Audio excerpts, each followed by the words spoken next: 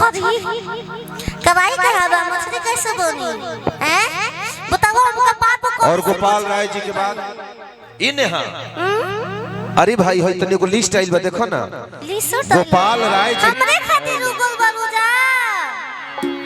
ओरी हम खुश हो गए रे ई कौन हो कि पचरार मालू हम बचा रही हो ना ना ना हमके पता बा बोला विशाल भैया आओ ए बाबू एगो बात लेकिन कहे मोहब्बत में दिल तुर के जइबू तरा रहे के बाई जरा सेन में मोहब्बत में दिल तुर के जइबू त सहारा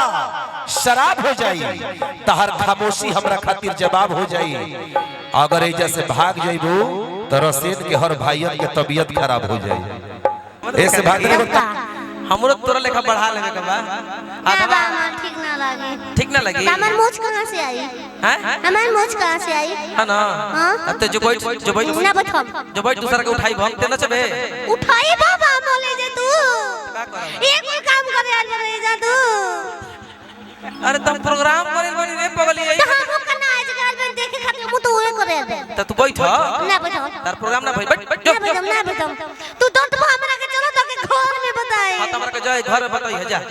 हम ना जानता सब के अरे हमर बुचिया जब बैठ के घरे में बताला जब बैठ ऐसे मत कहो देखला मैं यार आ गई तब का ए भतार ना आ गई धारे जा ये मन नीतीश हां ये मन नीतीश अते ओकरा के धर ले रे हमरा के छोड़ देले तब का कबेले हमरा के पाले ई मैनेजर हो ना हम डिजिटल मैनेजर